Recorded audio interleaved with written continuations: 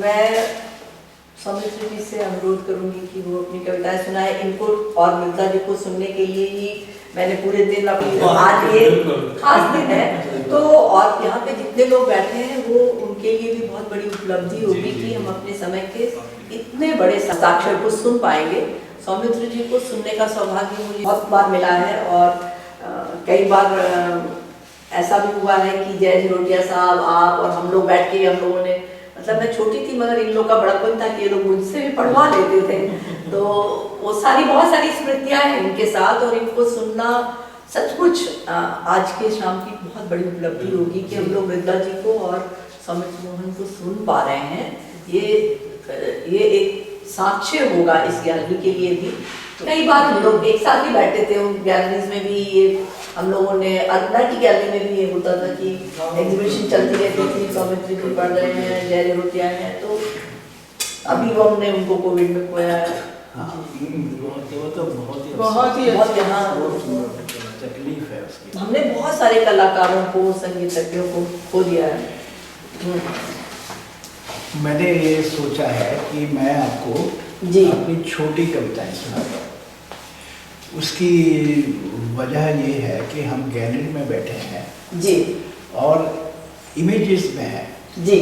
ये छोटी कविताएं 10 अक्षरों की, 10 शब्दों की हैं, 15 शब्दों की हैं, जी। 7 शब्दों की हैं, तो एक इमेज आप तक पहुंचेगा। रजिस्टर हो जाए तो ठीक है, ना हो तब भी कुछ ठीक है।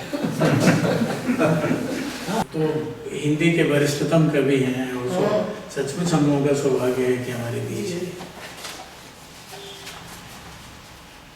एक बड़े आंदोलन के सह सूत्रधार में रहे हिंदी कविता के। संतोष होता है कि ललित कला एकेडमी में आपका ही उत्तराधिकार समझ, हमसे पहले ही संपादक थे और इनकी मुक्ति के बाद मैं वहाँ और ये भी है कि हम लोगों में एक बहुत मधुर संबंध हमेशा बना रहा, बड़ा स्नेह दिया है इन्होंने हमेशा, और मुश्किल घड़ी में भी। अरे आप ऐसे ही हीरा हो यार। शीर्षक है पतझड़। चुरमुर की आवाज पीछा करती हुई पतझड़।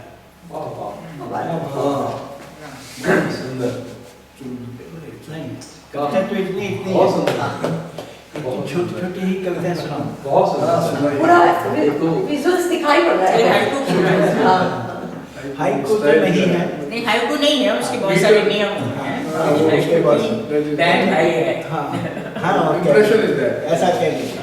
कुछ मैं इसी छोटी कदम पर रिपीट भी कर दूंगा। चुरमुर की आवाज पीछा करती हुई पतझड़। वयसंधि, जवानी और बचपने के बीच का, उसको कहते हैं वयसंधि। एक हरी टहनी पर श्वेत फूल धीरे से आ। क्या बात है, बहुत सुंदर, अति सुंदर। एक हरी टहनी पर श्वेत फूल धीरे से आ। स्मृति, तो स्मृति का तो सबके पास भंडार है, तो इसमें कोई खास स्मृति नहीं है। ये स्मृति मतलब एक घटना से आपको कैसे ट्रांसफॉर्म कर दे, ये वो स्मृति। फूल पंखुड़ियों पर खेलता हुआ हाथ बाहर वर्षा। तो अपने अपने संदर्भ। फूल पंखुड़ियों पर खेलता हुआ हाथ बाहर वर्षा। अद्भुत है, सुंदर, बहुत सुंदर। और पतझड़ की श्रृंखला की दूसरी कविता। खाली कमरे में कुर्सियां, मेज, मोमबत्ती। मई जून, अभी तो मौसम से फिट नहीं है, लेकिन मई जून आने ही वाला है। दर्पण की चौंध की तरह ठहर गई है दोपहरी, क्या बात। मई जो। क्या बात। फिर से दर्पण की चौंध की तरह ठहर गई है दोपहरी, मई जो। क्या बात है, अद्भुत। और बरसात, मेंढकों और काई पर उड़ती हुई तितली। वाह, क्या बात। फीलिंग की बहुत सुंदर, बरसात। बहुत सुंदर। ये फीलिंग पुराने भरे हुए तालाब और आसपास पेड़ पौधे हों तो ये फीलिंग वहाँ जाती है। ये ऐसे निर्जन काई महानगर पर में है। उड़ती हुई तितली। सामीप्य, एक अदृश्य मुट्ठी से झड़ रही हैं पत्तियां, बिना छाल का वृक्ष। बहुत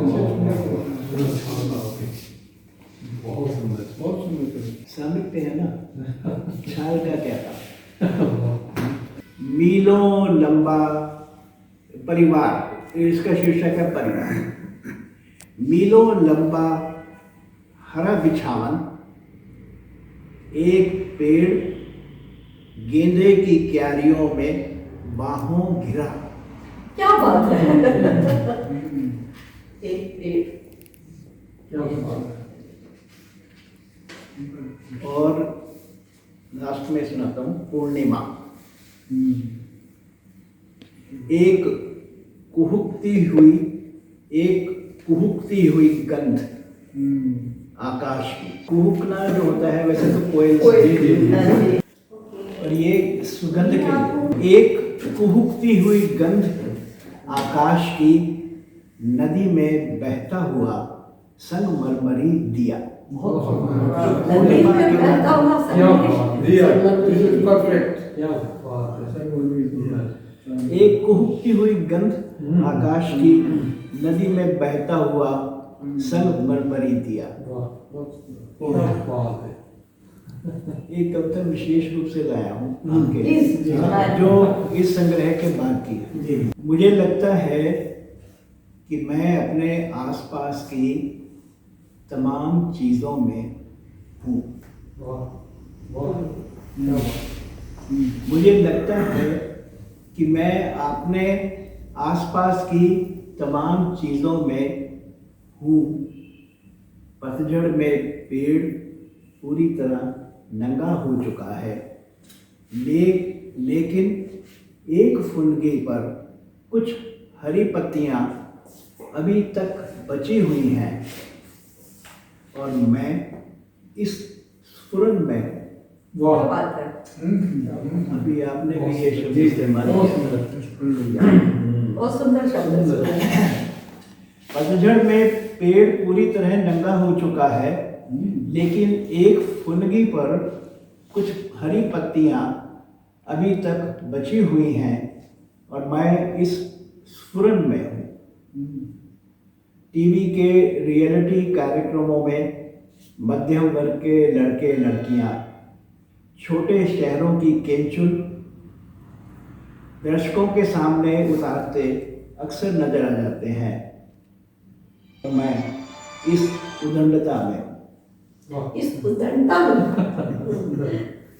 मेरे मोहल्ले की सिनेमा हॉल वाली सड़क वन वे हो गई है, लेकिन पार्किंग आदि सड़क तक पसरी हुई है। इस मनोरंजन सुविधा के सामने से गुजरने में कई खतरे हैं, और मैं इन खतरों में हूँ। क्या बात है। बहुत सुंदर।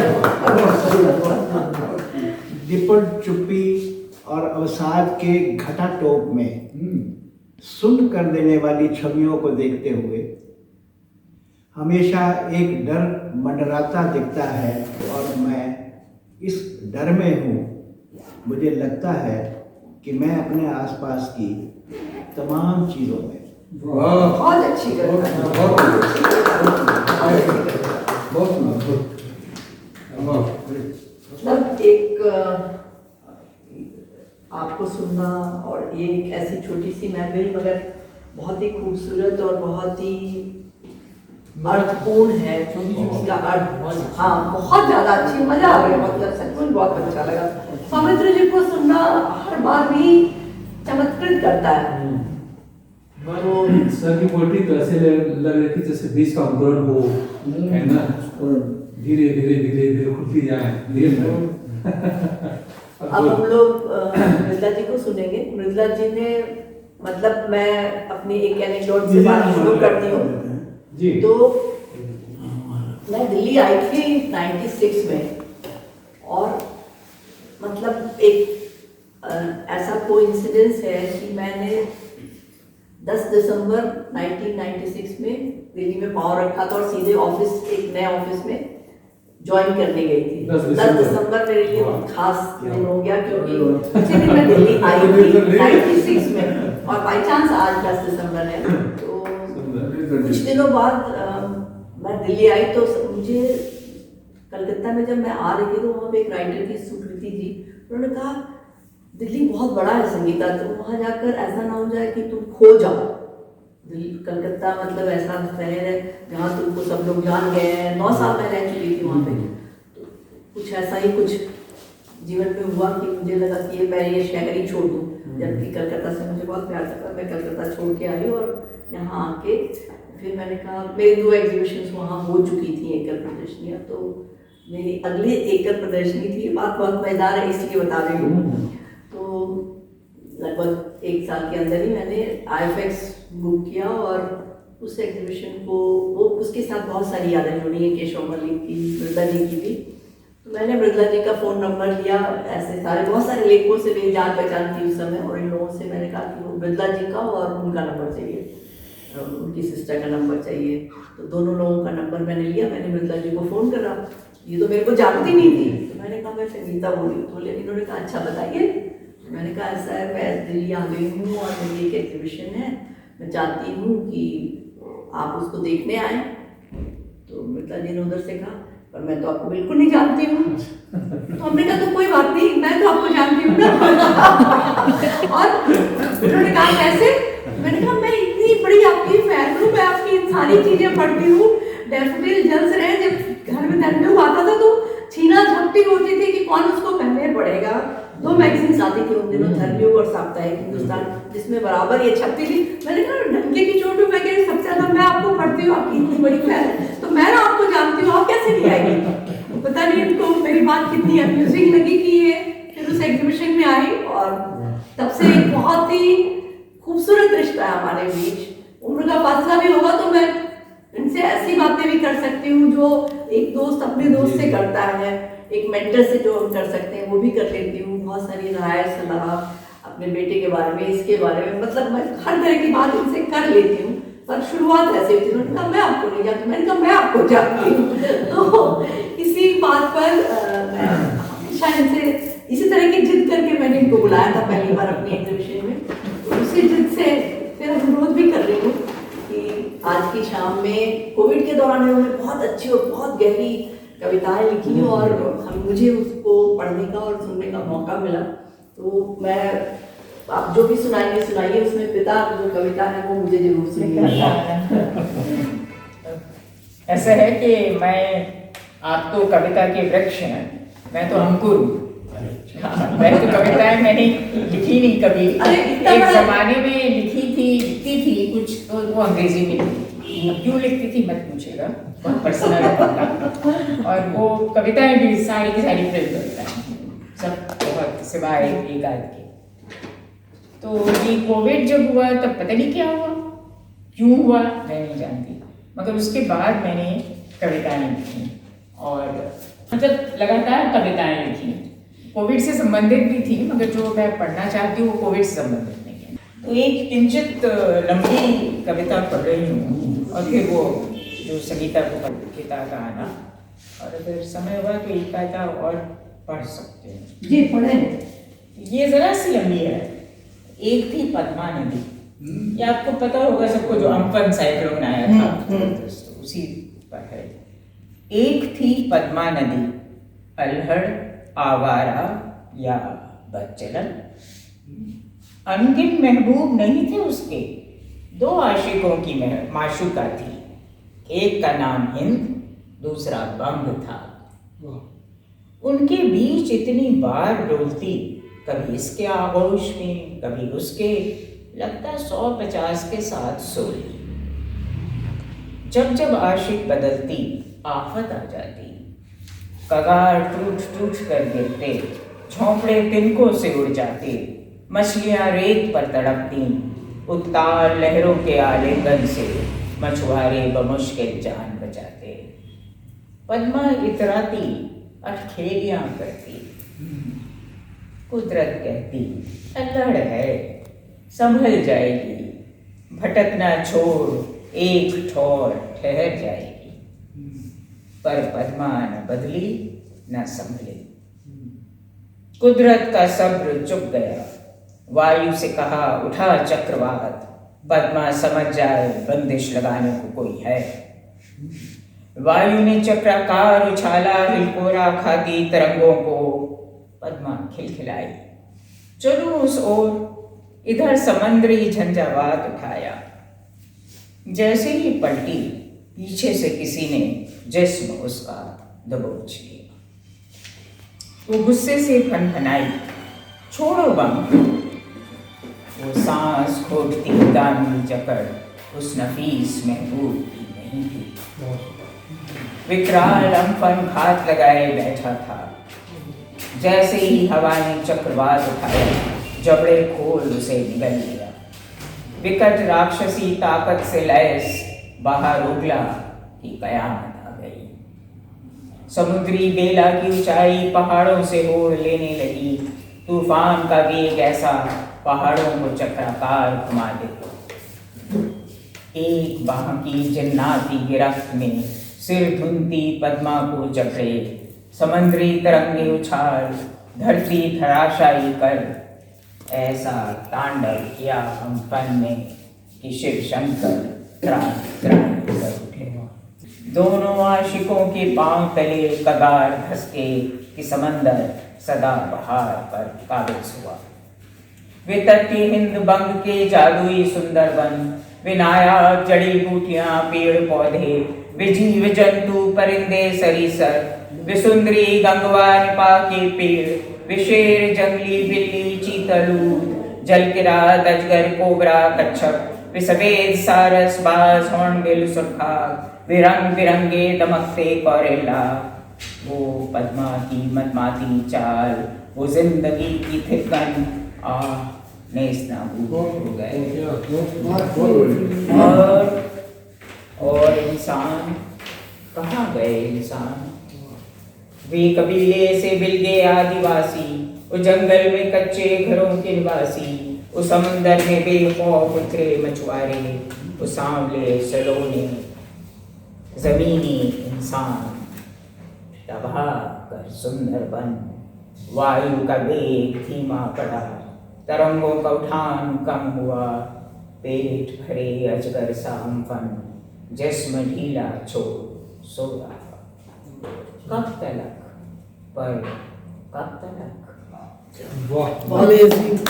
रंगीनी की जरा रुमानी।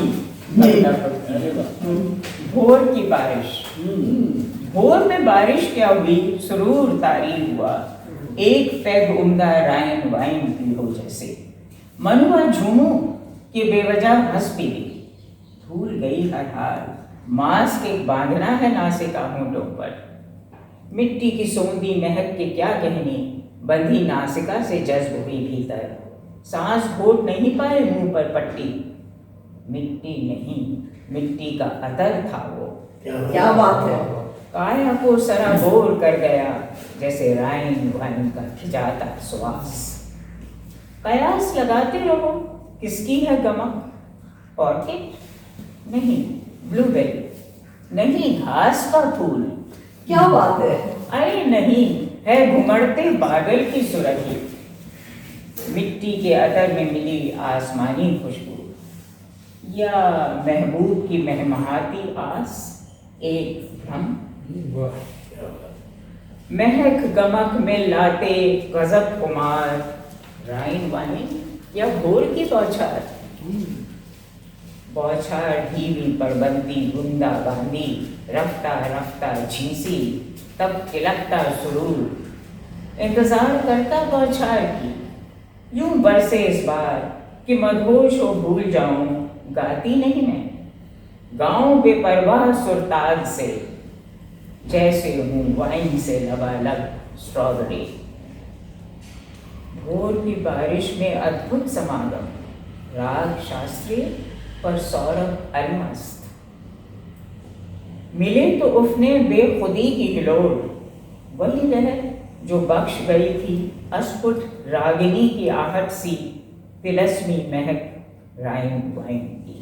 क्या बात है। आपने कहा था ना कि हर रंग की एक आवाज होती है, तो वैसे ही हर रागिनी की एक महक होती है। हर शब्द का एक रंग होता है, हर रंग की एक आवाज होती है और हर आवाज की एक महक होती है। क्या आवाज। मैम आपने जो सीक्वेंस बनाया है ना वो बहुत जबरदस्त है, नीचे से ऊपर की तरफ जाना बिल्कुल। अच्छा ये पढ़ देती हूँ, बहुत टाइम का नहीं। नहीं आप पढ़िए ना। एक ये आसमां की इबारत, अभी उसके बाद किताब गाना पढ़। आसमां की इबारत। बारिश में छज्जे के नीचे बैठ आसमां की इबारत पढ़ती हूँ। अल्लाह बड़ा कारसाज है, 6-7 जुमले लिख फॉन्ट का रंग बदल दे। क्या बात है। हाँ होता है रंग सलेटी, पर पूछ लिए रहता कितने रंगों का। बारिश में बाहर रहो तो जानो। धवल सलेटी, रुपहला सलेटी, नील सलेटी, धुआरा सलेटी, श्याम सलेटी, पाकता की छाती सा धड़कता सलेटी, जिसमें रहते सांवले रंग के वीर धुरंधर बादल वे लौटते नहीं बिन बरसे। बरखा जो बरसती पल पल छटा बदलते बादल। बिजली के तर्जन को नकार, जब बरखा थमती औचक, बादल फिर हो नहीं पाते, फैल जाते नभ पर। गडमड नील सुरमई स्याह इबारत में एक आड़ी तिरछी बेटकी। परम पिता नन्हा बच्चा बन जाता, पढ़ नहीं पाता अपनी लिखाई। इबारत मिटा रंगों का डिब्बा खोल, मोतिया रंग पोत देता अर्श पर। दोबारा इबारत खींचता गोलाई में, चमक उठते 1, 2, 3, 7 रंग। क्या बात है। इंद्रधनुष के तिगों से उलट गया रंगों का डिब्बा। दिव्य बालक का समेटा इत्मीनान से, जैसे सदियां बाकी हों। बिखेरा सहेजा मिटा दिया फिर हाथ फेर सब। हाली पलक चमकीला हो रहा, लोग इसे धूप कहते हैं।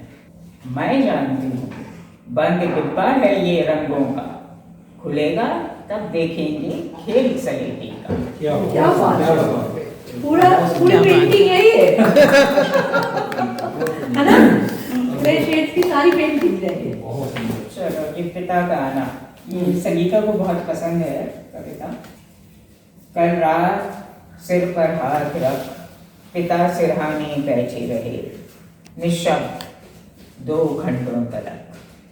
बरसों बाद महसूस की ऐसी तस्कीन भरी तंद्रा।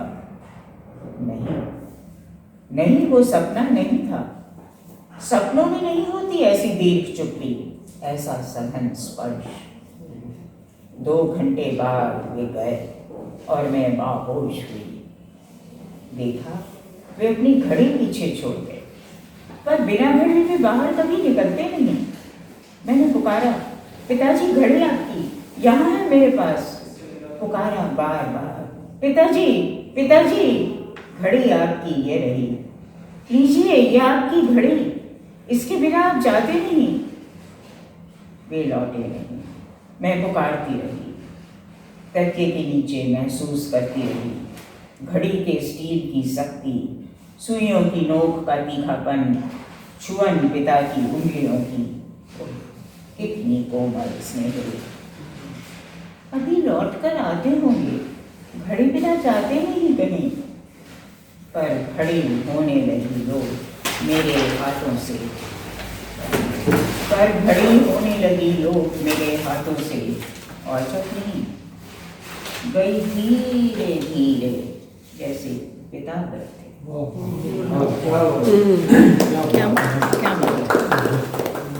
इस कविता के बाद This is बोला जा सकता है नहीं, कुछ और नहीं। न कुछ किया जा सकता है।